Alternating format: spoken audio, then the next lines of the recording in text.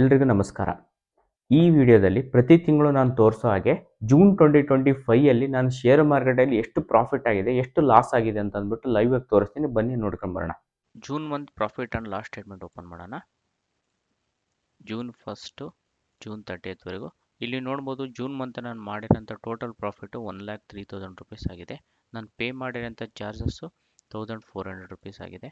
ನನಗೆ ರಿಲೀಸ್ ಆಗಿರೋಂಥ total profit 1,01,000 rupees ಆಗಿದೆ.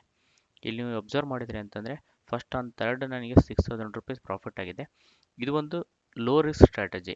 ಸೆನ್ಸೆಕ್ಸ್ ಎಕ್ಸ್ಪೈರಿ ಡೇ ದಿನ ಇದನ್ನು ನಾನು ಟೆಲಿಗ್ರಾಮ್ ಚಾನಲ್ ಕೂಡ ಅಪ್ಡೇಟ್ ಮಾಡಿದ್ದೆ.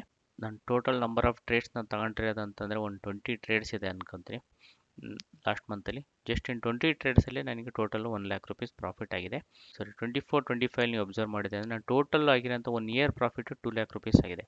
ಅದೇ ಈ ಇಯರ್ ಪ್ರಾಫಿಟ್ ನೋಡಿ, ಜಸ್ಟ್ 3 ಮಂತ್ಸಲ್ಲಿ ಆಲ್ರೆಡಿ ನನಗೆ 1,93,000 ರುಪೀಸ್ ಪ್ರಾಫಿಟ್ ಆಗಿದೆ.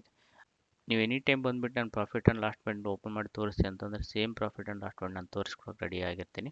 ನಾನು ಪ್ರೀವಿಯಸ್ ಇಯರಲ್ಲಿ ಅಂದರೆ 24-25 ಎಷ್ಟು ಅರ್ನ್ ಮಾಡಿದ್ದೀನೋ ಆ ಅಮೌಂಟನ್ನು ಜಸ್ಟ್ 3 ಮಂತ್ಸಲ್ಲಿ ಅರ್ನ್ ಮಾಡಿದ್ದೀನಿ.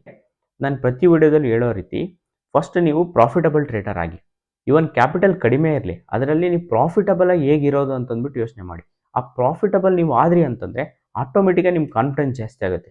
ಆ ಕಾನ್ಫಿಡೆನ್ಸ್ ಜಾಸ್ತಿ ಆಯಿತು ಅಂತಂದರೆ ಇವನ್ ಕ್ಯಾಪಿಟಲ್ ಕೂಡ ನಿಮ್ಗೆ ಎಲ್ಲಾರ ಅರೇಂಜ್ ಆಗುತ್ತೆ. ಆ ಕ್ಯಾಪಿಟಲ್ ಅರೇಂಜ್ ಆಗೋದ್ರಿಂದ ಏನಾಗುತ್ತೆ ಅಂತಂದರೆ ನೀವು ಹೈ ಕ್ಯಾಪಿಟಲಿಂದ ಇವನ್ ಇನ್ಕಮ್ ಕೂಡ ಜಾಸ್ತಿ ಮಾಡ್ಬೋದು.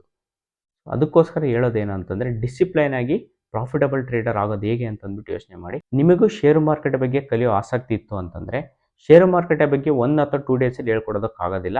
ಅದಕ್ಕೋಸ್ಕರ ನಾನು 1 ಮಂತ್ ಕೋರ್ಸ್ನ ಶುರು ಮಾಡಿದ್ದೀನಿ. ನಿಮಗೆ ಕಲಿಯೋ ಆಸಕ್ತಿ ಇತ್ತು ಅಂದರೆ ಈ ಕೆಳಗಡೆ ಕೊಟ್ಟಿರೋ ನಂಬರ್ಗೆ ಕಾಂಟ್ಯಾಕ್ಟ್ ಮಾಡಿ.